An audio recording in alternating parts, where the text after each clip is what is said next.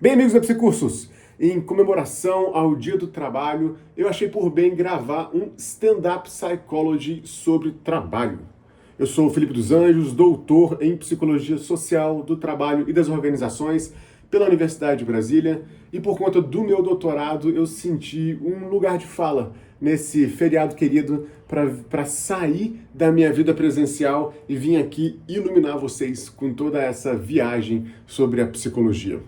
O Stand-Up Psychology é uma oportunidade para divulgar a Psiclin, Clínica de Psicologia, e a Psicursos, treinamento e consultoria, com seus cursos online de curta duração para qualificação profissional de psicólogos e interessados no tema, como intervenção em crise, habilidades sociais e comunicação, aprendizagem emocional, produtividade e gestão do tempo, que desses todos aí eu acho que é o que mais tem a ver com o stand-up psychology que a gente está falando aqui agora. Quem tiver interesse em saber mais sobre esses cursos, me procura nas redes sociais, os links estão lá, @drFelipeDosAnjos ou @psicursos.bsb, e entre em contato comigo para poder conhecer mais e saber do que se tratam essas coisas aí. Bom, se o assunto é trabalho, vamos começar pela definição. E a etimologia da palavra trabalho remete a tripalium, um chicote de 3 pontas usados para torturar as pessoas na antiguidade. Então, não é mero exagero a associação entre trabalho e um instrumento de tortura, ou trabalho e sofrimento, castigo, né, esse tipo de dificuldades assim. A própria origem da palavra remete a isso, né? Depois ela foi evoluindo para o latim, para o francês travailler, né, para o português trabalho, que é o que a gente tem aqui hoje. E que muitas vezes é reduzido à noção de emprego, mas ele é muito maior do que isso, né? O símbolo na mitologia grega usada para falar do trabalho moderno é Sísifo. Sísifo foi o mais astuto dos mortais que enganou Zeus por 2 vezes, despertando a sua fúria. E aí, em vez de matar ele, Zeus resolve condenar ele a uma vida carregando uma pedra montanha acima, e quando ele chegasse lá em cima, a pedra rolava montanha abaixo. Ele ia ter que descer e recomeçar essa tarefa de rolar a pedra montanha acima para que ela descesse de novo e ele reiniciasse, e isso por toda a eternidade. Isso remete a essa ideia de que o trabalho ele é repetitivo, de que o trabalho muitas vezes não faz sentido. Por qual é o sentido de Sísifo fazer isso, senão a mera vontade do Zeus, né, para que ele pudesse ser castigado, né, com isso. Os deuses têm essa liberdade, os humanos não. Os humanos são condenados ao trabalho, e muitas vezes um trabalho sem sentido, maçante, burocrático. É preciso imaginar Sísifo feliz, diria Albert Camus, uma tarefa bastante difícil, mas é o que resta pra gente, mortais, né? Extrair felicidade dessa repetição toda, dessa eternidade voltada para um esforço. A Bíblia também remete ao trabalho como uma ideia de castigo, ou até mesmo de redenção. Adão e Eva moravam no paraíso e não tinham que trabalhar. Essa é a própria definição de paraíso. Um local onde você não tem que trabalhar. E aí Eva morde a maçã e Deus, furioso, os condena a uma vida de trabalho. O homem ia precisar suar para extrair da terra a sua sobrevivência, enquanto a mulher ia sofrer no parto, naquilo que é conhecido como trabalho. A medicina chama, no momento de parto, de o trabalho que a mulher vai ter para nascer.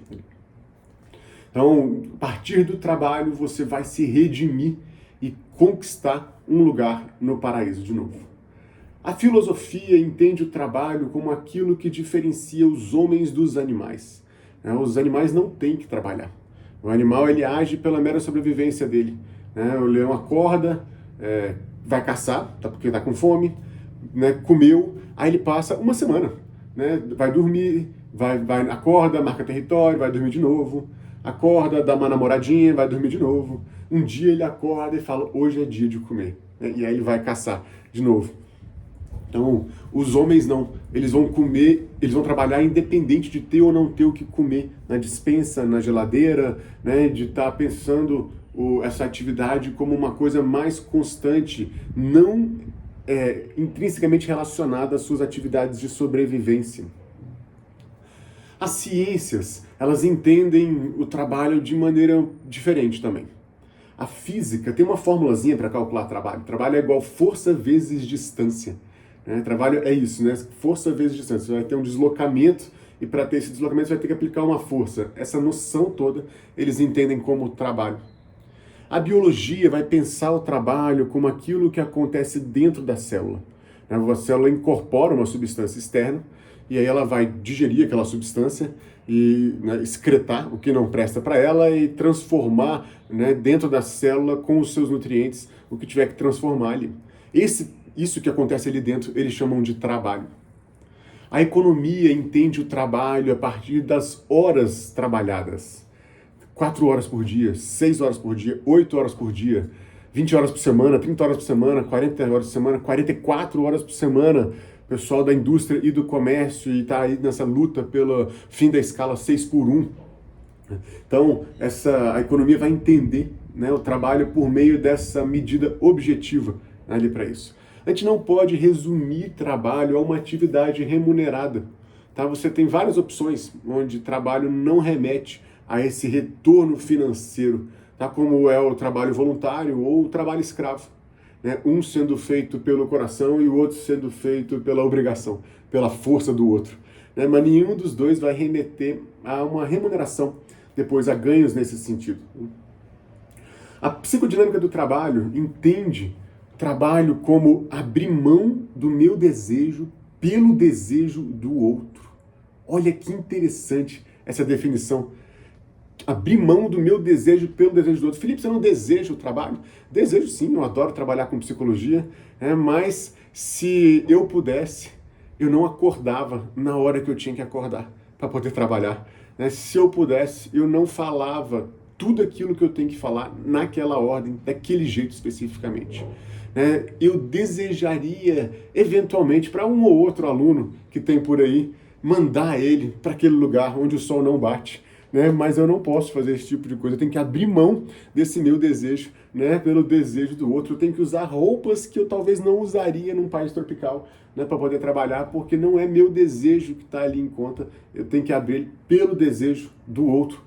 E quem é esse outro que a gente está falando quando a gente vai ter que abrir mão disso? O outro é a organização do trabalho. É a divisão dos homens e das tarefas numa organização. Uns mandam, outros obedecem. Um fica aqui na portaria, o outro fica no telefone, o outro escreve ofícios, o outro leva o carro da empresa para algum lugar. Essa divisão dos homens e das tarefas na organização é o que a gente chama de organização do trabalho. Vai ter alguém, claro, que vai estar organizando esse trabalho e ele vai fazer isso estabelecendo o trabalho prescrito. Leis, normas, regimentos, regulamentos, manuais, e tudo aquilo que vem antes do trabalho, mas que vai orientar, aquele trabalho sobre como está acontecendo.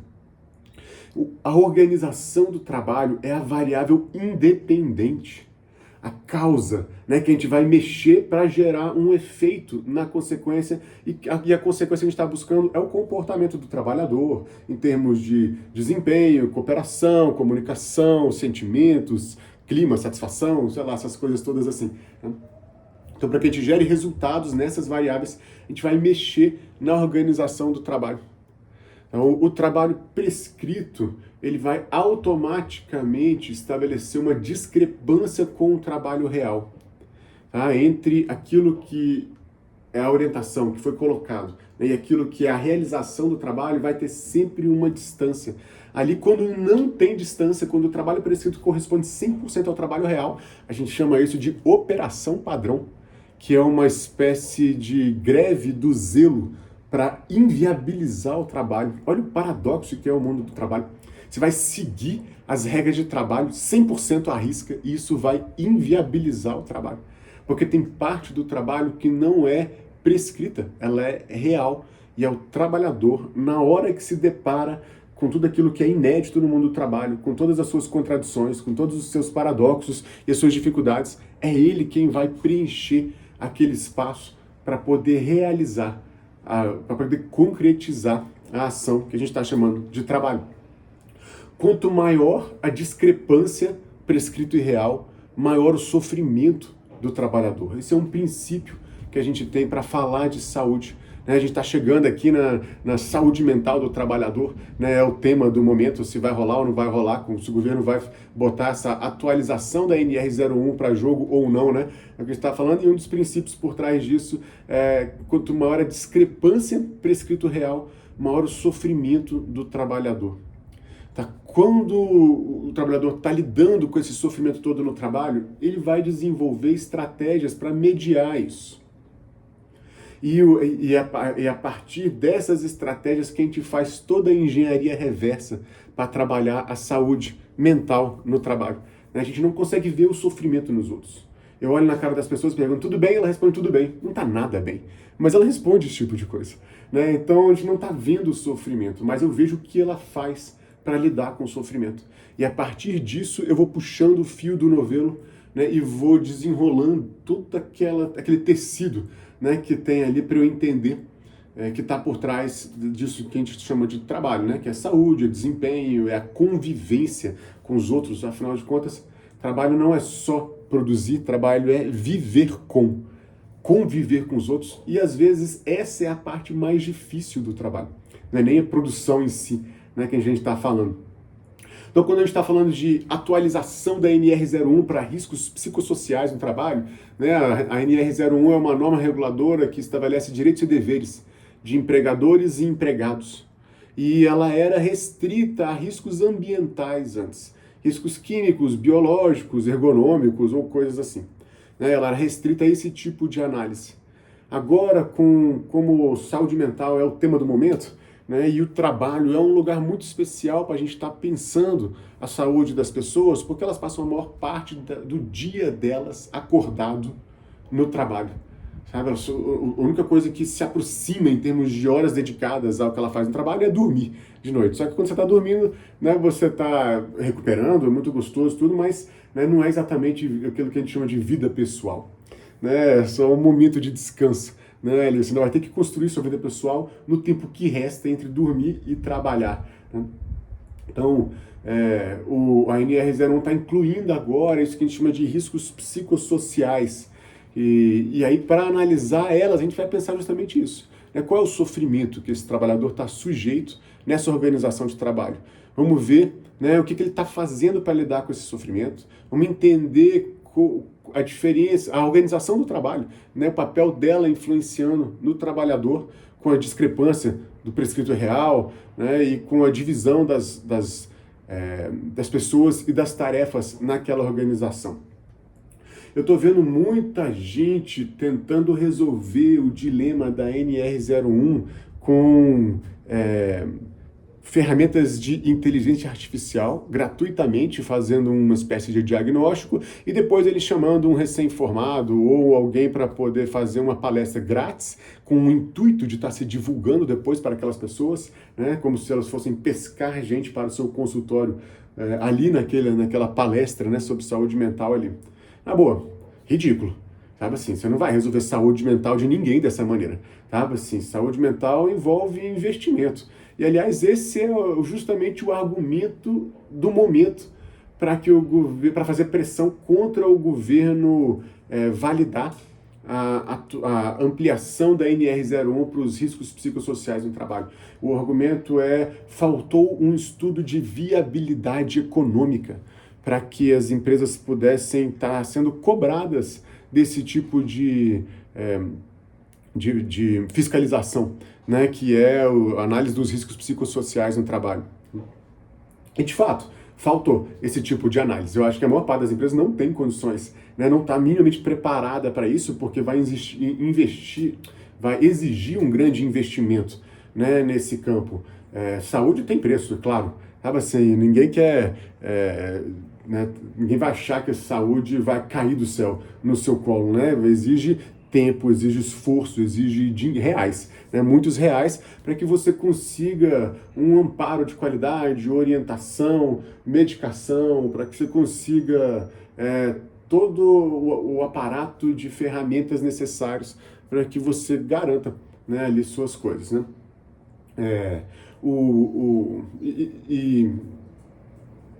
E as pessoas não estão abertas ainda a estar gastando tanto com saúde mental, porque o dinheiro já era pouco, estava destinado a outras áreas. Qual é a área que você vai tirar esse dinheiro para estar botando, né, nos cuidados da sua saúde mental? Mas enfim, vai ter que fazer alguma coisa a respeito disso, que você faça o melhor, né? Ou seja, que você faça aquilo que tenha mais retorno e o mínimo de investimentos possível para poder fazer isso, mas isso vai exigir algum tipo de investimento, né? Inevitavelmente. O lance é que a gente tem que pensar o trabalho de uma forma clínica, né? Não pensar o trabalho de uma forma meramente econômica ou meramente produção, né? Engenharia de produção ou administração ou algo do tipo, né? A gente tem que pensar o trabalho como uma coisa clínica, como uma coisa existencial para os trabalhadores, como uma coisa de realização pessoal, né? de identidade mesmo. Tá? E como diz Michel Foucault, a origem da clínica é a escuta. Qualquer que seja a clínica, você chega lá no médico, ele vai te perguntar como é que eu posso te ajudar. Você chega no psicólogo, ele vai te escutar também. Chega no fisioterapeuta, ele vai perguntar onde dói. Sabe assim? Então, isso vai dizer. Então, essa comunicação, essa escuta, né, é a origem da clínica. E a gente está num ano de eleição. Vocês acham que as pessoas estão preparadas para estar escutando os outros? O que a gente viu na última eleição há 4 anos atrás não foi nada nem próximo disso. Eu duvido que as pessoas tenham se preparado nesses 4 anos para trabalhar essa escuta ativa, para trabalhar a paciência toda para uma vida em diversidade, né, que envolve ouvir, falar, negociar e desenvolver uma atividade deôntica, né, essa atividade de falar sobre o trabalho, do trabalhador estar falando sobre o trabalho. As pessoas não querem dar esse espaço porque falar sobre o trabalho é transformar o trabalho. Ninguém vai falar da boca para fora, né, esse tipo de coisa. Ninguém quer isso. Né? Assim, isso vai acabar, é um comportamento que vai entrar em extinção porque não vai ser reforçado. Né? Então a gente vai ter que promover esse espaço e, assim, do mesmo jeito que as pessoas não se prepararam para poder falar sobre eleições 4 anos depois daquele período belicoso que foi a última eleição, eu acho que as pessoas também não estão preparadas para estar falando sobre o trabalho, né? Falando, ouvindo, pensando, né, aquilo. Por exemplo, existe uma correlação inversamente proporcional entre desempenho e saúde. Atividades de alto desempenho não são saúde, seja trabalho, seja esporte. Tá? Assim, um esportista de alto desempenho, ele está exigindo demais do corpo dele e vai pagar um preço por isso depois. Assim, joelho, coluna, ombro, sei lá o que mais que ele vai estar pagando. E a saúde mental também. Tá? Assim, atividades intelectuais de alto desempenho, né, estudantes de vestibular, de concurso, de pós-graduação, mestrado, doutorado, ou trabalhadores que exigem, né, que são exigidos um alto desempenho intelectual ali, eles vão pagar um preço de saúde mental depois. É a realidade que a gente está vivendo hoje. O Brasil é o país mais ansioso do mundo.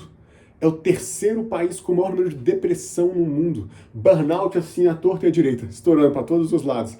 Sabe assim, muitos problemas de relacionamento, né, e problemas familiares que tem, né, cujo estresse tem essa origem toda ali no trabalho. Aliás, estresse é um termo muito genérico, sabe? Vem da engenharia e significa desgaste.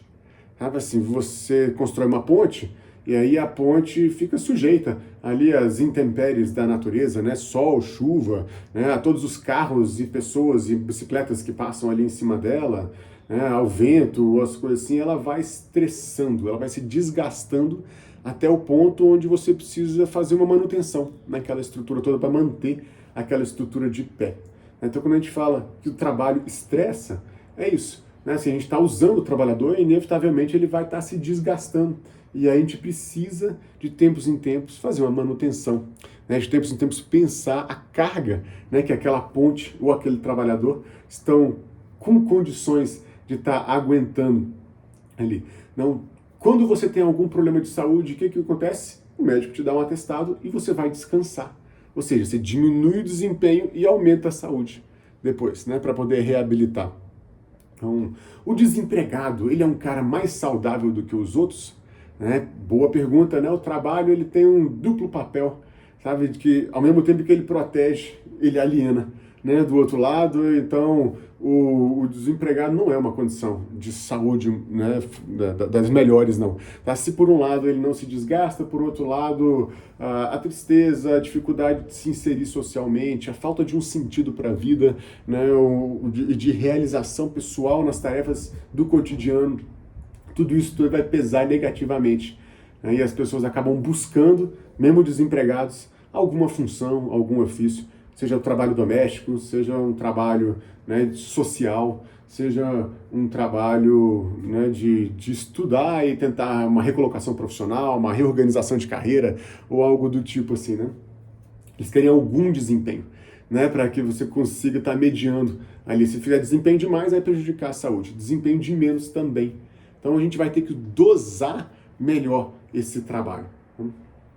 Existem muitos vínculos possíveis, né, para você ter com o trabalho. Você pode ser um seletista, né, a Confederação das Leis do Trabalho, a CLT, né, é o conjunto de leis que vai reger o trabalhador da anistia privada, né, aquele que vai ser empregado por uma empresa privada. Se você for empregado do serviço público, o tipo de vínculo que você vai ter é o regime jurídico único ou estatutário, né, que vai ter algumas prescrições diferentes, né, leis, normas, regimentos, né, que vão dar direitos e deveres diferentes para você ali naquele vínculo.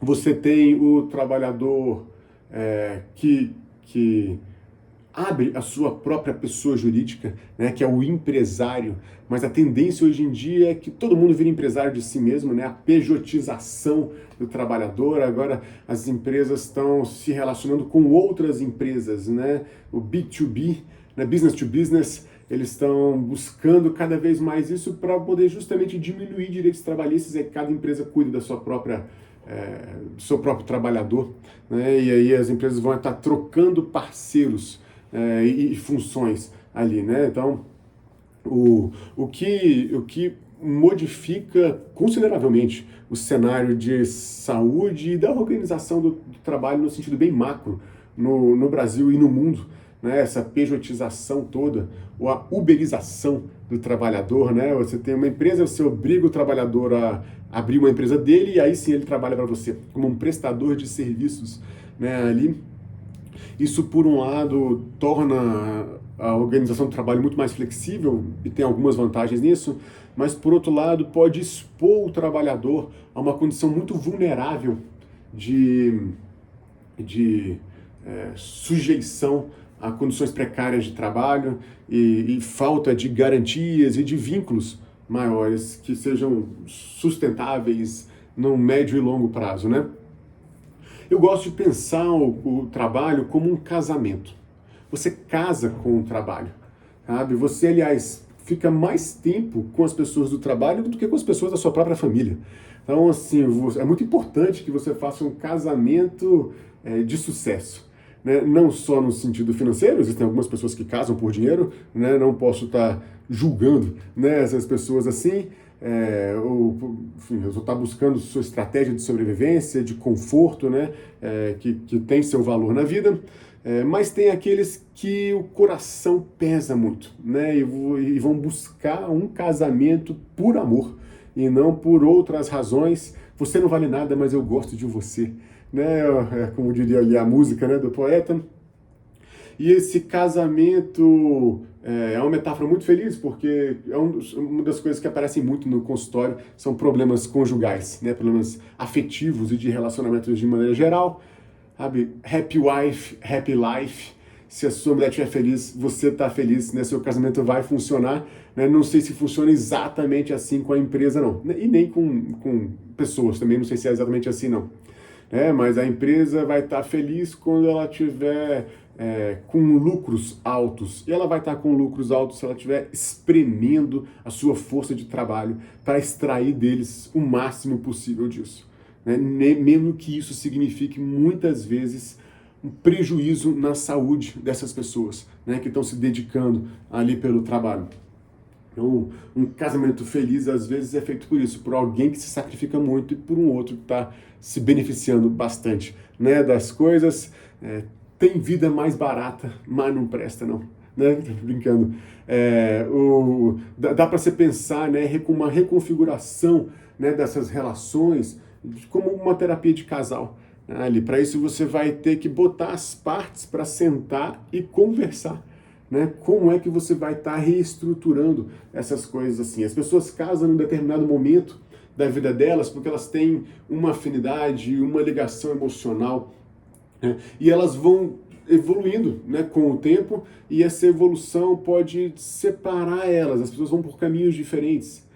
Né? Um casamento de longo prazo, ele é marcado por pessoas que de alguma maneira mudam de forma síncrona, né, de forma conjunta, não mudam do mesmo jeito no mesmo momento sempre, né, elas mudam até diferente, mas tem uma certa sincronicidade e harmonia nessas mudanças, e o que é um tanto impossível de prever, né? Às vezes casamentos de 10, 20, 30, 40, 50 anos, é impossível prever como é que você vai estar mudando de maneira a continuar com aquela pessoa ou com aquela empresa ali para sempre. É muito um malabarismo mesmo. Sabe assim, você pega o que está na sua mão, olha para ela, joga para o alto, esquece essa que está no alto, pega a outra que está caindo aqui, ó, e vai trabalhando, né, esse malabares assim, até que mantendo todas as peças no ar e fazendo aquele show, né? The show must go on.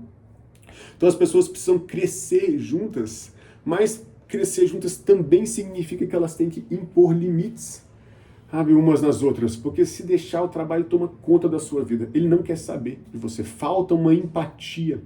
Né? Muitas vezes o trabalho tem esse caráter de relacionamento abusivo, né? Ele não está pensando, né, na sua vida pessoal, ele vai querer, né, dominar e fazer as coisas daquele jeito, né? Ele, mesmo que isso signifique você ficar doente. Tá? A saúde é uma condição do capital. Tá? Sem saúde você não consegue trabalhar, então o capital precisa que você esteja saudável e ao mesmo tempo ele vai estar extraindo de você boa parte dessa saúde para transformar isso em desempenho, né? Então, as empresas vão ter que estar se qualificando, se desenvolvendo, fazendo gestão de maneira mais eficiente e interessante, mas o trabalhador também é responsável pela própria saúde, cabe a ele estar botando limites nesse casamento abusivo, sabe? Botando limites para preservar a sua individualidade, ao mesmo tempo em que ele compartilha de uma vida no coletivo, né? Com a mulher, com o marido, com filhos, com outras pessoas, né, que estão ali juntos.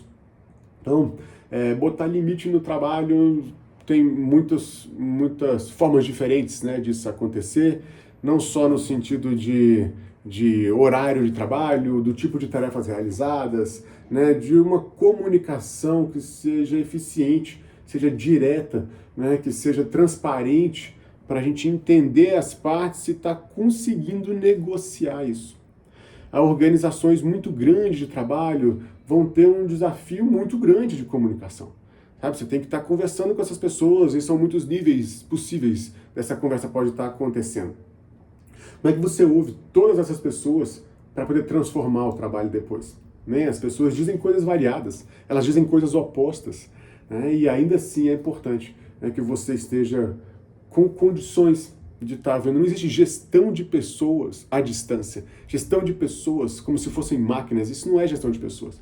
Gestão de pessoas envolve comunicação, envolve estar falando com elas, envolve repensar o trabalho e conversar sobre ele. Repensar o trabalho no sentido de organização do trabalho mesmo, né? As tarefas realizadas. Quem está muito lá em cima, às vezes não tem noção da realidade aqui embaixo, mas é ele quem vai estabelecer todas essas regulamentações, né, do trabalho ali. Então, quem está calçando o sapato é que vai saber onde ele aperta. É importante estar ouvindo nessas pessoas para que você não venda ou não force a pessoa a usar um sapato que está incômodo, tá? Que está prejudicando, ao invés de estar ajudando e protegendo. Então, nesse feriado do Dia do Trabalho, né, eu trago para vocês essa reflexão sobre esse casamento, com o trabalho, que você se questione, né, o quanto de amor ainda resta nessa relação sua com o trabalho, quanto de realização, quanto de identidade, né, de você falar feliz da vida, assim, mostrar uma aliança na mão e mostrar eu sou a senhora fulano ou o senhor fulano, né, assim, o sobrenome do um do outro ali, né, que você, o quanto de orgulho tem, né, por trás dessa sua relação com o trabalho. O quanto que você gostaria de estar falando algumas coisas, o quanto que você precisaria estar ouvindo outras coisas para estar pensando esse trabalho e buscando novas maneiras de trabalhar. Afinal de contas, aquele trabalho que a gente conheceu, tá? Que antes da virada do milênio, nesse último agora aqui, que é o trabalho industrial construído até então, né, nessa pós-modernidade que a gente vive hoje em dia, é muito diferente, sabe? A fluidez das coisas, valores líquidos, a velocidade da transformação por meio da tecnologia. Será que a inteligência artificial vai eliminar todos os trabalhos mesmos ou não? Né? O que vai restar da gente com com esse futuro que a gente nem sabe, né, que vai ser. Então aquilo que a gente aprendeu que era trabalho não é aquilo que a gente está realizando hoje. Por isso, mais do que nunca, a gente vai ter que sentar e saber falar e ouvir. Organize as suas ideias sobre o trabalho. Se for preciso, faça terapia para isso. A terapia ajuda, né, às vezes, a preparar as pessoas para uma DR, para eles sentarem e discutirem essa relação. Empresários vão precisar estar se qualificando para poder promover esse espaço de fala.